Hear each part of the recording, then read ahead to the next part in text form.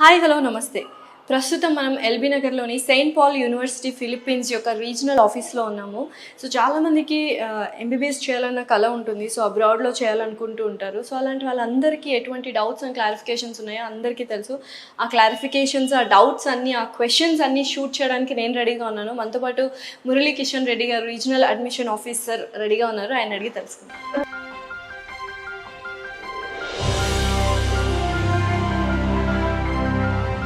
నమస్కారం అండి. నమస్తే అమ్మా. సో ఎలా ఉన్నారు మురళి గారు? I'm good. How about you అమ్మా? I'm fantastic. సో ఫస్ట్ మనము యూనివర్సిటీ గురించి మాట్లాడే ముందు ఫిలిప్పీన్స్ గురించి మాట్లాడుకుందాం. అక్కడ మెడికల్ ఎడ్యుకేషన్ సిస్టమ్ అనేది ఎలా ఉంటుంది? యాక్చువల్గా ఏమంటే ఇన్ 2004 మా నీస్ కోసము మెడికల్ ఎడ్యుకేషన్ ఇండియాలో వెరీ ఎక్స్పెన్సివ్. దెన్ నేను యూకే, యుఎస్, రష్యా ఇవన్నీ తిరుగుతూ ఫిలిప్పీన్స్కి వెళ్ళాను. సో మనకున్న బడ్జెట్లో క్వాలిటీ మెడికల్ ఎడ్యుకేషన్ ఫిలిప్పీన్స్లో దొరుకుతుంది. నేను ఒక నిర్ణయానికి వచ్చి మా నీస్ని అక్కడ పంపించాను. Seed has started there. Yes. So అది మా నీస్తోనే ఆగిపోకూడదు. ఈ క్వాలిటీ మెడికల్ ఎడ్యుకేషన్ చాలామందికి అందించాలనే ప్రయత్నంలో ఫస్ట్ టైం ఫిలిప్పీన్ మెడికల్ ఎడ్యుకేషన్ని ఇండియాలో ఇంట్రొడ్యూస్ చేసింది నేనేమో. నాతో పాటు ఇంక కొంతమంది ఉన్నారు, బట్ సౌత్ ఇండియాలో నేనే ఫస్ట్ పర్సన్. ఓకే. నా తర్వాత చాలామంది వచ్చారు, మా దగ్గర పనిచేసే వాళ్ళు ఆఫీసర్స్ పెట్టుకున్నారు. They are doing good. And number of institutions వచ్చేసే number of medical colleges promote చేసినారు. ఫిలిప్పీన్స్లో దెర్ ఆర్ 58 మెడికల్ స్కూల్స్ ఉన్నాయి, యూనివర్సిటీస్. వీటిలో దెర్ ఆర్ బెస్ట్ యూనివర్సిటీస్, అంటే A grade, B grade, C grade అనేసి చాలామంది సి గ్రేడ్ యూనివర్సిటీస్కి పంపుతూ ఉన్నారు. ఓకే. బట్ నేను సజెస్ట్ చేసేది స్టూడెంట్స్కి ఏ గ్రేడ్ యూనివర్సిటీస్కి వెళ్ళండి. ఎందుకు అంటే ఫిలిప్పీన్స్కే ఎందుకు వెళ్ళాలి అనే ప్రశ్న వేస్తే మీరు, మొట్టమొదటి కారణం India is the best destination for medical education. But ఈ ఇయర్లో మోర్ దాన్ 16 lakh పీపుల్ రాశారు. మనకు ఇవాళ ఇండియాలో ఓన్లీ 87,680 సీట్స్ మాత్రమే ఉన్నాయి. లక్షల్లో రాస్తే వేలల్లో సీట్లు ఉన్నాయి. రిమైనింగ్ వాళ్ళు ఎక్కడికి వెళ్ళాలి అంటే 87,000 పీపుల్ మాత్రమే నాలెడ్జబుల్ పర్సన్సా? నో. చాలామంది బాగా చదువుకోగలుగుతున్నారు, నాలెడ్జ్ ఉన్నది, బట్ ఈ రిజర్వేషన్స్, ఫినాన్షియల్ ప్రాబ్లమ్స్ వీటన్నిటి వల్ల వాళ్ళకు ఇక్కడ సీట్ రాకపోవడం, వాళ్ళు అనుకున్న డ్రీమ్ని అచీవ్ చేయలేకపోతున్నారు. ఇలాంటి వాళ్ళ కోసమే ఫిలిప్పీన్స్ ఉన్నది. ఇండియా తర్వాత అంత best quality medical education, same climatic conditions and same disease pattern and faculty కానీ ఇవన్నీ కూడా ఉన్నటువంటి అన్ని సౌకర్యాలతో కూడుకున్నటువంటి దేశం ఏదైనా అంటే ఫిలిప్పీన్స్. సో టీచింగ్ మెథడాలజీకి వస్తే ఫస్ట్ ఆఫ్ ఆల్ ఫిలిప్పీన్స్లో చాలా యూనివర్సిటీస్ ఉన్నాయి. సో మెడికల్ స్కూల్స్ ఎన్ని ఉన్నాయి, ఎన్ని యూనివర్సిటీస్ ఉన్నాయి, ఏంటి దాని గురించి మాట్లాడు. ఫిలిప్పీన్స్లో there are more than 58 medical colleges ఉన్నాయి. మోర్ దాన్ 58 మెడికల్ కాలేజెస్లో ఏ లిస్ట్లో మనకు 10 మెడికల్ స్కూల్స్ కనుక్కోవచ్చు. ఆ టాప్ 10 మెడికల్ స్కూల్స్లో మేము ప్రమోట్ చేస్తే సెయింట్ పాల్ యూనివర్సిటీ ఒకటి ఉంటుంది. సెయింట్ పాల్ యూనివర్సిటీ 1907లో ఎస్టాబ్లిష్ అయినటువంటి Asia's first missionary university.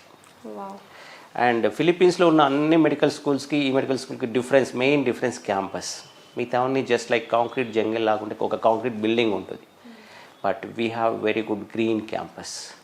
80 acres green క్యాంపస్లో ఉంటుంది. మరి అండ్ మీరు ఆ వర్డ్ మిషనరీ అని మెన్షన్ చేసినప్పుడే పీపుల్ 100 out of 100 మార్క్స్ ఇస్తారు. ఎందుకంటే మిషనరీ అనగానే అదొక డిసిప్లిన్డ్ థింగ్ అని అందరికీ అర్థమవుతుంది. Right, that's true. మెయిన్ వాళ్ళు ఫోకస్ చేసేది డాక్టర్స్ని ఎక్కడైనా ప్రొడ్యూస్ చేయొచ్చు, బట్ కంప్లీట్ డాక్టర్ని ప్రొడ్యూస్ చేయాలంటే ఆ ఎన్విరాన్మెంట్ అనేది క్రియేట్ చేయాలి. సో సెయింట్ పాల్ యూనివర్సిటీలో ఏంటంటే అలాంటి ఎన్విరాన్మెంట్ ఉన్నది. So discipline, at the same time ఆ కమ్యూనిటీలో ఎలా బిహేవ్ చేయాలి, పేషెంట్తో ఎలా బిహేవ్ చేయాలి, ఇవన్నీ కూడా అక్కడ ఉన్నాయి. కాబట్టి ఎడ్యుకేషన్తో పాటు ఈ క్వాలిటీస్ కూడా అలవర్చుకోగలుగుతారు. కాబట్టి saint Paul is the one of the best medical school in Philippines. So ఒక best thing saint Paul university గురించి చెప్పాలంటే, the best thing which no one knows, మీరు ఏం చెప్తారు? Like what is the best thing in saint Paul university? It's run by sisters and nuns. It's a Christian missionary university. ఎందుకు అంటే machinery universities ఎంత సిస్టమేటిక్గా run చేయబడతాయి. Sisters and nuns అంటే వాళ్ళు సర్వీస్ ఓరియంటెడ్ పీపుల్. సో అందరిలాగా ఏదో కమర్షియల్గా ఆలోచించి ఒక ప్రైవేట్ పర్సన్ మెడికల్ స్కూల్ పెడితే సో మనీ ఓరియంటెడ్గా ఉంటాయి అవి. బట్ సిస్టర్స్ అండ్ నన్స్ ఏంటంటే వాళ్ళు సర్వీస్ ఓరియంటెడ్గా ఉంటారు కాబట్టి ఆ క్వాలిటీని స్టూడెంట్లో కూడా డెవలప్ చేయగలుగుతారు. So that is the best part అమ్మా. అందుకే నేను సెయింట్ పాల్ యూనివర్సిటీని చూస్ చేసుకోవాలంటే because of missionary university. And ఇందాక స్టార్టింగ్లో ఒక మాట అన్నారు, అంటే మా నీస్ని చదివించాలి బట్ అఫోర్డబుల్ ఇండియాలో వెరీ కాస్ట్లీ అని. సో మరి ఫిలిప్పీన్స్లో ఎంత అఫోర్డబుల్గా ఉంది? ఫర్ ఎగ్జాంపుల్ మధ్యతరగతి కుటుంబాలు తీసుకుంటే they are more prone to studies, చదవాలి, మంచి ఉన్నతమైన చదవాలన్న ఒక థాట్ ఉంటుంది. సో అలాంటి వాళ్ళకి ఎంత అఫోర్డబుల్గా ఉంటుంది MBBS in Philippines? Say for example ఇండియాలో మనకు సో క్వాలిఫై ఇక్కడ ఫ్రీ సీట్ వస్తే ఓకే, లేదు అంటే ఏ బి కేటగిరీ కానీ సి కేటగిరీ కానీ వెళ్ళాలంటే they need to spend more than 60 lakhs to 1 crore rupees. So ఒక మిడిల్ క్లాస్ పీపుల్ వెళ్ళి medical education, quality medical education కావాలి అనుకుంటే మాత్రం Philippines is the best destination. Say for example Saint Paul university A grade university అయినా లో fee ఉంటుంది. సే for example $4,200 per annum. That means in Indian rupees just 3 lakh Indian rupees. అది కూడా 2 installmentsలో pay చేసుకోవచ్చు. అంటే ఓవరాల్ 5.5 years కోర్సు 15 lakh rupeesలో అయిపోతుంది. మరి ఇంత తక్కువ ఖర్చులో క్వాలిటీ మెడికల్ ఎడ్యుకేషన్ సాధ్యమా అంటే because of it's a machinery university, they have their own funds. So అక్కడ కమర్షియల్గా వాళ్ళు ఏది పిల్లల దగ్గర నుంచి డొనేషన్స్ అని తీసుకోరు. వీళ్ళు ఏదైతే కలెక్ట్ చేస్తారో అది ఫ్యాకల్టీకి, జీతాలకి, ఇన్ఫ్రాస్ట్రక్చర్ సరిపోయేంతే కలెక్ట్ చేస్తారు. That's why their fees is very low and they will give quality medical education.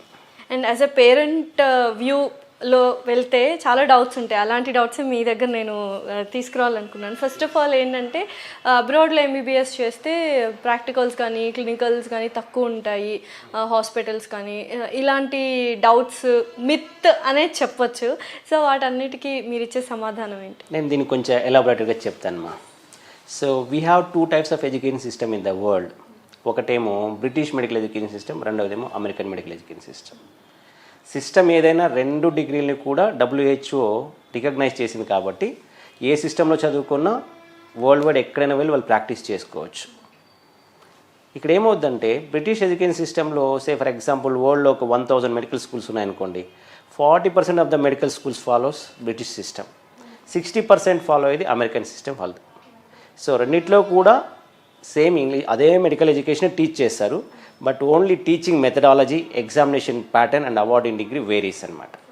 Say for example British సిస్టంలో మనకు ట్రెడిషనల్ టైప్ ఆఫ్ టీచింగ్ ఉంటుంది. 100 స్టూడెంట్స్ ఒక క్లాస్ రూమ్లో ఉంటారు. ప్రొఫెసర్ నైట్ అంతా ప్రిపేర్ అయ్యి రెఫరెన్సెస్ తీసుకొని మార్నింగ్ వచ్చి సే ఫర్ ఎగ్జాంపుల్ అనాటమీ లెక్చర్ ఇస్తారు, ఫాలోడ్ బై అనాటమీ ల్యాబ్. ఈ 100 మంది స్టూడెంట్స్లో విన్నవాళ్ళు వినొచ్చు. It's a professional degree. LKG లాగా వచ్చి టీచర్ మీకు అర్థమైందా లేదని ఎవరు చెప్పరు, అది వాళ్ళ ఓన్ ఇంట్రెస్ట్, వాళ్ళు వినాలి. సో ఎంతమంది ఫోకస్ చేశారు అంటే ఎగ్జాక్ట్గా 100 స్టూడెంట్స్ ఫోకస్ చేశారని చెప్పడానికి లేదు. ఇక్కడ వెరీ ఇంట్రెస్ట్ ఎవరికైతే ఉందో వాళ్ళు మాత్రమే ఫోకస్ చేశారు, రిమైనింగ్ పీపుల్ నో. సో ఇక్కడ student contribution just 10% and teacher contribution 90%. Whereas in American system they are following very innovative kind of teaching method, that is called PBL, problem based learning. ఇక్కడ ఏమవుతుందంటే ఒక class very small size like 10 students ఉంటారు. So ఇక్కడ ఏమవుతుంటే organ based, అంటే ఇక్కడలాగా ట్రెడిషనల్లో subject wise వెళ్ళారు వీళ్ళు. First year నుంచి కూడా హాస్పిటల్కి ఎక్స్పోజ్ అవుతారు వీళ్ళు students. So say for example first day వాళ్ళకు ఒక కేసు ఇస్తారు, హార్ట్ గురించి చదవడం, దానికి ఒక 10 books రెఫరెన్స్ ఇస్తారు. వీళ్ళు వెళ్ళి దాని మీద రీసెర్చ్ చేసి ఒక 10 volumes రెఫరెన్స్ తీసుకొని దాని మీద ఒక ప్రజెంటేషన్ ప్రిపేర్ చేసుకొని ఫాలోయింగ్ డే అందరూ అసెంబ్లీ 10 స్టూడెంట్స్ 1 by 1 ప్రజెంటేషన్ ఇస్తారు. ఫైనల్గా ప్రొఫెసర్ ఇస్తారు. సో ఎక్కడ వీళ్ళు మిస్టేక్ చేశారో ఆ మిస్టేక్ని వాళ్ళు రెక్టిఫై చేసుకుంటూ ప్రొఫెసర్ ద్వారా నాలెడ్జ్ గెయిన్ చేస్తారు. ఇక్కడ స్టూడెంట్స్ ప్రజెంటేషన్ వల్ల ఒకరు నాలెడ్జ్ ఎక్స్చేంజ్ చేసుకుంటారు. సెల్ఫ్ స్టడీ అనమాట. సో ఇప్పుడు ఏమవుతుందండి, ఇక్కడ స్టూడెంట్ కాంట్రిబ్యూషన్ 90% అంటే ఎవరు కానీ ఎస్కేప్ అవడానికి లేదు, ప్రతి వాళ్ళు కూడా చదవాల్సిందే. Yes, they have to. So అప్పుడేమవుతుందంటే నాలెడ్జ్ గెయిన్ చేయడానికి అవకాశం ఎక్కువ ఉంటుంది. And right from the first year అంటే వాళ్ళు హాస్పిటల్కి వెళ్తుంటారు. Okay. So whereas in traditional టైప్లో ఏమవుతుందంటే 3rd year వెళ్తారు. సో అందుకనే ఇది బెస్ట్ అని మీరు. బెస్ట్. అండ్ ఎగ్జామినేషన్ ప్యాటర్న్ కూడా వేరుగా ఉంటుంది. వాళ్ళకి అంత MCQs, multiple choice of questions. So జనరల్గా ఏమవుతుంది, ఇయర్ అంతా చదివి ఇయర్ ఎండ్లో ఎగ్జామ్ ఉండదు. Every week say for example సడన్గా ఒకసారి క్విజెస్ ఉంటాయి.